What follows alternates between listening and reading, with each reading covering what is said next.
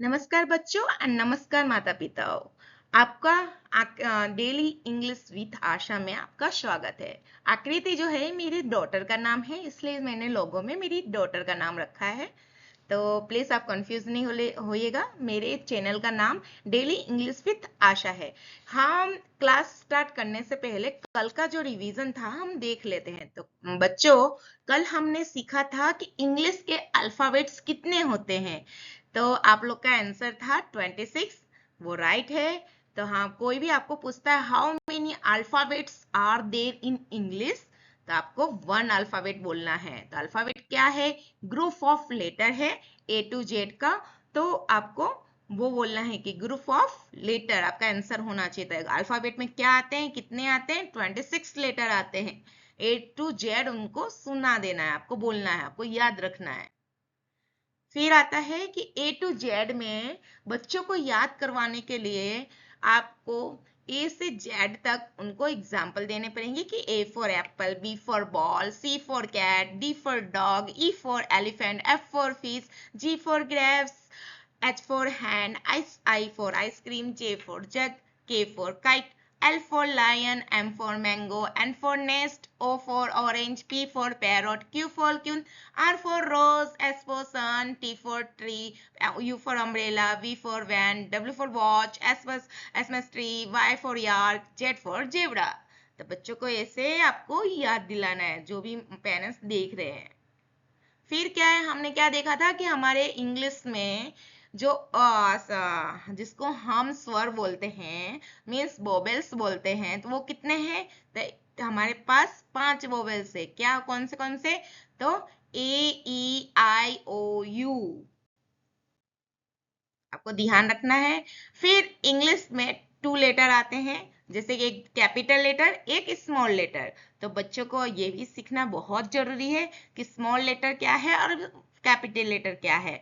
जो लेटर हम छोटे में लिखते हैं वो स्मॉल लेटर हो गया, जो लेटर हम बिग में लिखते हैं वो बिग लेटर हो गया।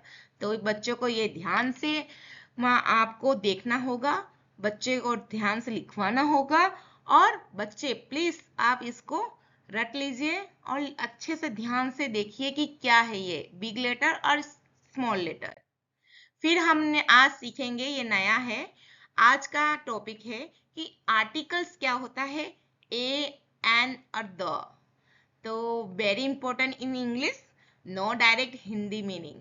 मीन्स इसका हमको यूज करेक्टली इन सेंटेंस में करना है कि ए से कौन से सेंटेंस बन सकते हैं, एन से कैसे सेंटेंस बन सकते हैं और द से कितने कैसे बन सकते हैं। तो सीखने के लिए बहुत ही इंपॉर्टेंट है, हिंदी में सीधे नहीं होते हैं, इसको सही से यूज करना जरूरी है। छोटे शब्द लेकिन बहुत इंपॉर्टेंट है। तो ए का मतलब होता है ए एप्पल, मतलब एक एप्पल है। एन एग, देखो ये एग आ गया तो ये एन हो गया, एन से एप्पल। द केट मीन्स जो जीव जंतु है उसको लिए हम मीन्स जो लाइव है, मीन्स जिसका जो सांस ले सकती है उसको हम द केट बोलेंगे एनिमल में, द केट। ओके।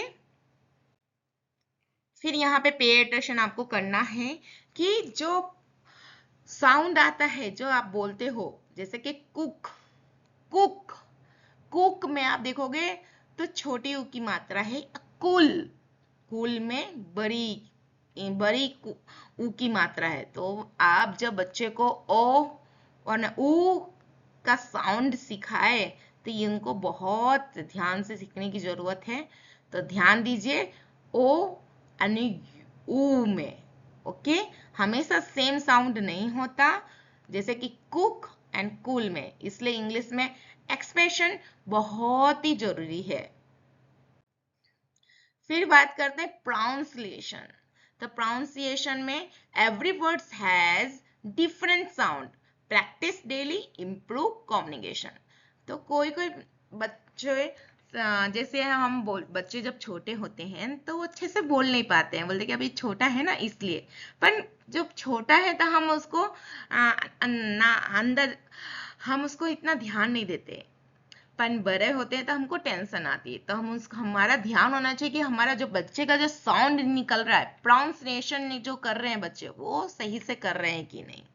तो उच्चारण, प्रोनाउंसिएशन का मतलब होता है उच्चारण, कैसे वो वर्ड्स और सेंटेंस का कर रहे हैं।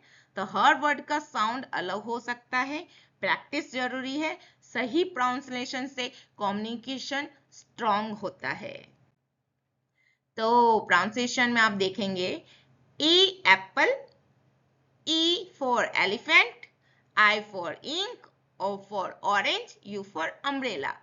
ये A E I O U आपने जो देखा, एप्पल, एप्पल में ए का साउंड है, ई एलिफेंट, तो एलिफेंट में ई का साउंड है, आई में इंक का आई, इंक में आई का साउंड आ रहा है, ऑरेंज में ओ का डायरेक्ट साउंड आ रहा है, यू फॉर अम्ब्रेला, अम्ब्रेला में भी डायरेक्ट साउंड यू का आ रहा है।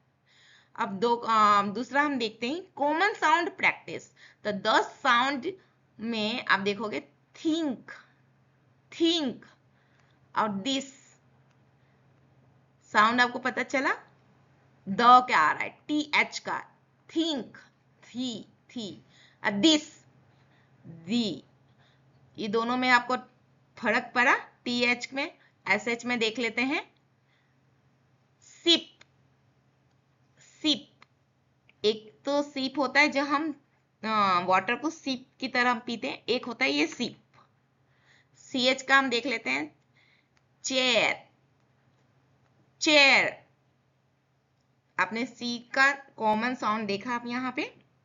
तीसरा है डेली प्रैक्टिस वर्ड्स। तो आपको क्या क्या डेली प्रैक्टिस में अभी छोटे छोटे वर्ड लेते हैं हम, कैट, डॉग, बॉल, सन, बुक। इसमें आप देखोगे तो सभी वर्ड का साउंड आ रहा है, मीन्स कैट सी का साउंड आ रहा है, डॉग डी का साउंड आ रहा है, बॉल, बॉल का बी का साउंड आ रहा है, सन एस का साउंड आ रहा है, बुक बी का साउंड आ रहा है। टिप्स टू इम्प्रूव प्रोनाउंसिएशन, आपको क्या करना है, तो स्पीक स्लोली बोलना है, मीन्स स्पीक स्लोली, धीमे बोलो। रिपीट डेली, यदि कोई बच्चे को बोलने में तकलीफ हो रही है, जैसे मेरी डॉटर है उसको भी तकलीफ होती है, तो मैं उसको क्या करवाती हूँ, रिपीट करवाती हूँ, एक ही वर्ड को रिपीट करवाते हैं। तो रिपीट डेली। लिसन केयरफुली, आपको क्या करना है, लिसन करना है, जो भी आपके टीचर बोले और आपके मम्मी पापा बोले उसको लिसन प्रॉपरली करना है। Practice in front of mirror, ये बहुत जरूरी है आपको बच्चों एंड पेरेंट्स। मैं अपनी, मेरी जो खुद की डॉटर है उसका नाम आकृति है, मैंने उसको आईने के साथ मीन्स मिरर के सामने उसको बैठा के, उसको प्रोनाउंसिएशन बहुत ही वीक है, तो मैंने उसको मिरर के सामने बैठा के उसको मैंने प्रैक्टिस करवाती हूँ। तो प्लीज आपके बच्चे को भी मिरर के सामने प्रोनाउंसिएशन करवाओ, तो आपके बच्चे का जो डर है ना अंदर, नहीं बोल सकता हूँ मैं, वो निकल जाएगा और एकदम प्रोनाउंसिएशन जो है एकदम क्लियर आएगी, और आपके बच्चे का बोलने की प्रैक्टिस बहुत अच्छी हो जाएगी। तो don't be afraid to speak, आपको डरना नहीं है, स्पीक करना है। तो remember, practice practice make perfect, speak English every day. आपको डेली प्रैक्टिस करना होगा बच्चों, एक दिन की एक दिन की बात नहीं है, आपको डेली प्रैक्टिस करना होगा, तो आप करो प्लीज। बेसिक हम स्ट्रक्चर देख लेते हैं। Letters, letters from words, means letters से वर्ड्स बनते हैं, वर्ड्स फ्रॉम सेंटेंस, वर्ड से सेंटेंस बनते हैं, और सेंटेंस फ्रॉम पैराग्राफ। अब ये बेसिक स्ट्रक्चर है जो हमको लेसन 1 में आगे बढ़ने के लिए बहुत इंपॉर्टेंट है। पहले तो आपको लेटर्स पता होना चाहिए, लेटर्स से हम वर्ड सीखेंगे। Words means A for apple, B for ball, C for cat, जो हम बच्चों को सिखाते हैं वो क्या हो गए, वर्ड्स हो गया। अब वर्ड्स फ्रॉम सेंटेंस, अब वही वर्ड्स को मिला के हम सेंटेंस बनाते हैं, उसको बिग लॉन्ग सेंटेंस बनाते हैं, वो सेंटेंस हो गया। और वही सेंटेंस को 4-5 लाइन में हम लिखते हैं, वो पैराग्राफ हो गया। तो डू यू नो, क्या आप जानते हैं, लेटर फ्रॉम वर्ड्स, अक्षरों से शब्द बनते हैं, वर्ड्स फ्रॉम ए सेंटेंस, शब्दों से वाक्य बनते हैं, सेंटेंस फ्रॉम ए पैराग्राफ, वाक्यों से पैराग्राफ बनता है। तो आपको ये ध्यान रखना है। एग्जाम्पल देख लेते हैं। Mujib is a good guy, he is my best friend, I love him a lot। अब देखो यहाँ पे टोटल कितने 3 सेंटेंस है। आप देखोगे तो Mujib is a good guy, he is my best friend, I love him a lot. ये कहने के लिए 3 सेंटेंस हैं, पर आप देखोगे तो टोटल वर्ड्स जो है 15 वर्ड्स का यूज किया है और टोटल लेटर 43 लेटर का यूज किया है। आप इसको काउंट करोगे तो 43 लेटर होगा।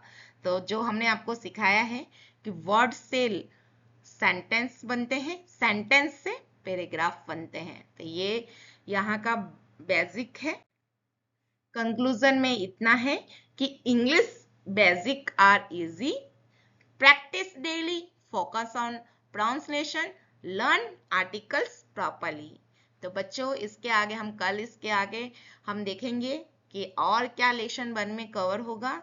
आपके लिए क्या है, डेली प्रैक्टिस करो और प्रोनाउंसिएशन कंट्रोल करो। और जो भी पेरेंट्स देख रहे हैं ये वीडियो, आपके बच्चों के लिए टिप्स दे रही हूँ कि आपको बच्चों को आईने के सामने बैठ के उनको प्रैक्टिस करवाना है, रीड करवाना है। सब भले वो छोटे बच्चे हो, A for apple, B for ball, C for cord, अब ए से जेड तक आप करवाओगे ना तो उनका प्रोनाउंसिएशन जो बोलने की जेब्रा तक और A for apple, B for ball से उसका बहुत क्लियर प्रोनाउंसिएशन हो जाएगा। तो thank you so much for watching daily English with Asha. Please subscribe my channel, like and share.